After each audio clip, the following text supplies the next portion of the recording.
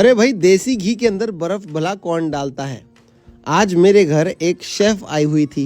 उन्होंने मेरे घर में जो देसी घी पड़ा था उसके अंदर बर्फ डाल दी। मैंने कहा, क्यों तुम मेरे घर की देसी घी को ख़राब कर रही हो। वो बोली, आपने कभी देसी घी के अंदर बर्फ़ डाली है। मैंने कहा, नहीं। कौन भला देसी घी के अंदर बर्फ़ डालता है, मुझे तो नहीं लगता कोई भी डालता होगा।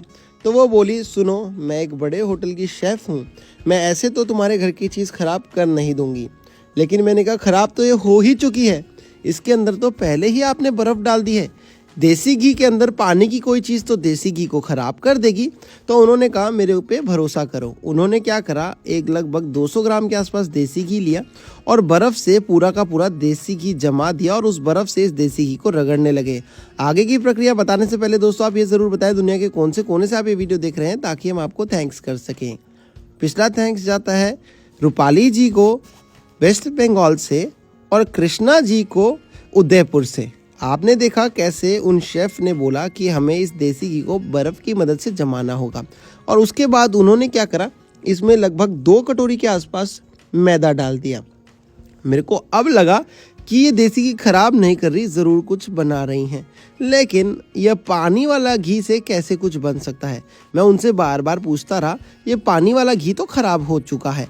उन्होंने लेकिन उसके बाद इसमें लगभग आधे कप के आसपास दूध डाल दिया। मैंने कहा, मैडम, पहले ही घी ख़राब हो गया है, फिर मैदा डाल दिया है, अब दूध भी ख़राब हो जाएगा, आप तो सब कुछ ख़राब ही कर दोगी। और उन्होंने इसको पूरा अच्छे से गूँथ लिया।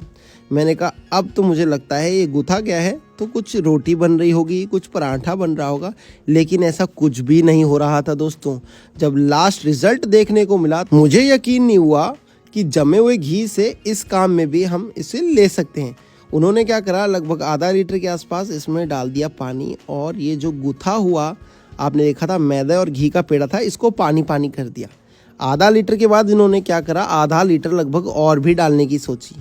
आधा लीटर डालने के बाद और आधा लीटर डालने के बाद फिर ये सारा का सारी सामग्री एक पतीले में डाल के उन्होंने लगभग पूरी ही बात करूँ तो 1 लीटर पानी डाल दिया और इसको घुमा दिया ऐसे विस्कर की मदद से। घुमाने के बाद एक इसका पेस्ट या फिर मैं कहूँ एक मिक्सचर बन के तैयार हो गया। मैंने कहा, भाई ये क्या हो रहा है, कुछ भी समझ में नहीं आ रहा, बन क्या रहा है। उसके बाद उन्होंने ले लिया एक बड़ा पतीला, और पतीले का ध्यान रखिएगा सीधा होना चाहिए नीचे से एकदम, और ऊपर से गोल घुमा हुआ एकदम सीधा होना चाहिए, यानी कि कढ़ाई की तरह घुमा हुआ होना नहीं चाहिए, एकदम स्ट्रेट पैन होना चाहिए। उसके बाद इसको घुमाने के बाद उसने क्या करा, उन शेफ़ ने बताया कि इसको मैं धीरे धीरे करके इस देसी घी के अंदर डालना शुरू कर दूंगी। मुझे समझ में आ गया।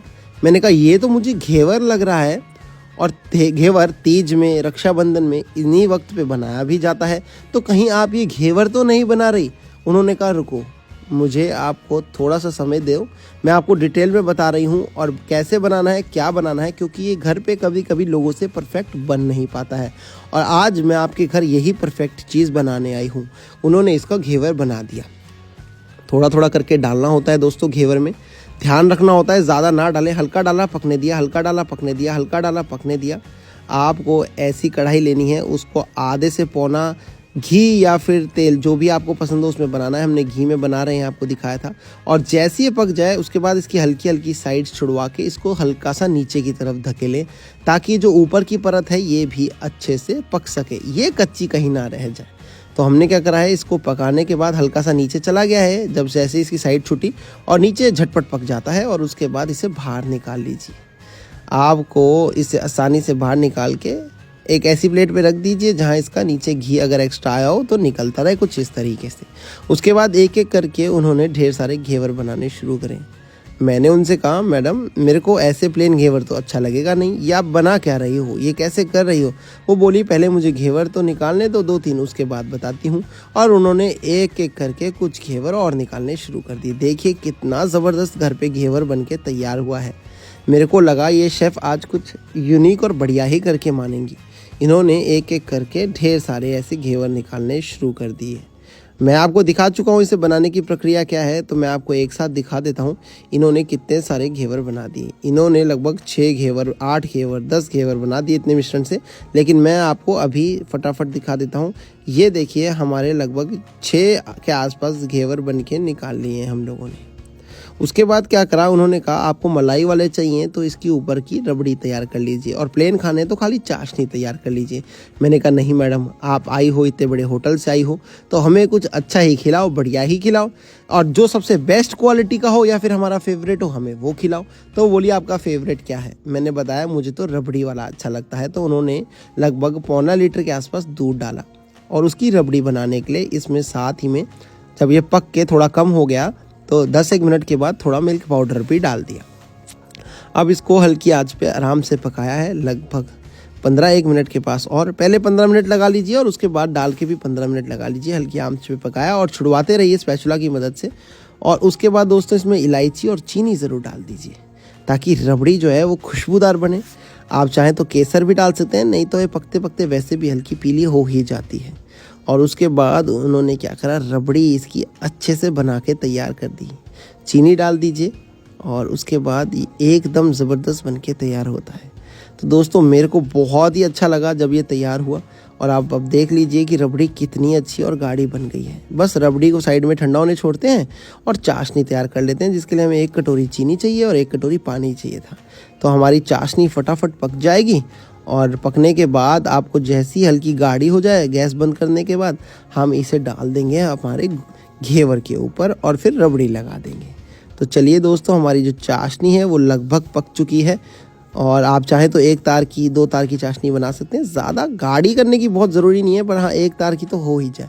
गैस कर दीजिए बंद और ये चाशनी को फैला दीजिए घेवर के ऊपर से। ये आपका एकदम बढ़िया तीज का, रक्षाबंधन का, या फिर नॉर्मल भी लोगों को हर मौसम में पसंद आता है घेवर खाना। मुझे तो 12 महीने खिला दीजिए, मैं तो हमेशा खा लूँगा। मेरे को इतना यम्मी लगती है ये मिठाई। और आज प्योर देसी घी में बना के तैयार करा है, तला भी प्योर देसी घी में है, और पहले भी देसी घी में बर्फ़ डाली थी जब आपने स्टार्टिंग में देखा था। तो इसको चाशनी डाल दी हमने अच्छे से। इसके बाद चलिए अब मैं लगा देता हूँ इसके ऊपर अब कुछ रबड़ी भी, ताकि ये एकदम बढ़िया रबड़ीदार घेवर बन के तैयार हो जाए। तो रबड़ी हमारी हल्की सी ठंडी होती जाएगी जैसे जैसे, वैसे वैसे गाढ़ी भी होती जाएगी। अभी ज़्यादा गाढ़ी नहीं हुई है क्योंकि अभी ज़्यादा ठंडी नहीं हुई थी। और उसके बाद हमने इसको अच्छे से लगा दिया है, और आपको ऐसे ही जितने भी घेवर आपने बनाए हैं उनके ऊपर ऐसे रबड़ी अच्छे से फैला के लगा दीजिए। ऐसे ही एक एक करके हम ढेर सारी रबड़ी लगा देंगे, क्योंकि रबड़ी के साथ तो ये बहुत ही टेस्टी लगता है यार। तो ये आपके दोस्तों सारे घेवर ऐसे ही तैयार कर लीजिए, और तैयार होने के बाद आपने देखा चाशनी भी गई, रबड़ी भी गई। अब थोड़े से ड्राई फ्रूट के साथ इसे गार्निश कर लेंगे हम, और ड्राई फ्रूट में आप काजू, बादाम, पिस्ता जो भी आपको पसंद हो ले सकते हैं, डाल सकते हैं। आपको कैसी लग रही है ये घेवर की रेसिपी हमें ज़रूर कमेंट करके बताएं। दुनिया के कौन से कोने से आप ये वीडियो देख रहे हैं वो भी कमेंट करके बताएं, ताकि हम आपको थैंक्स कर सके। दोस्तों मैं चलता हूँ, वीडियो शेयर कर दीजिएगा। धन्यवाद।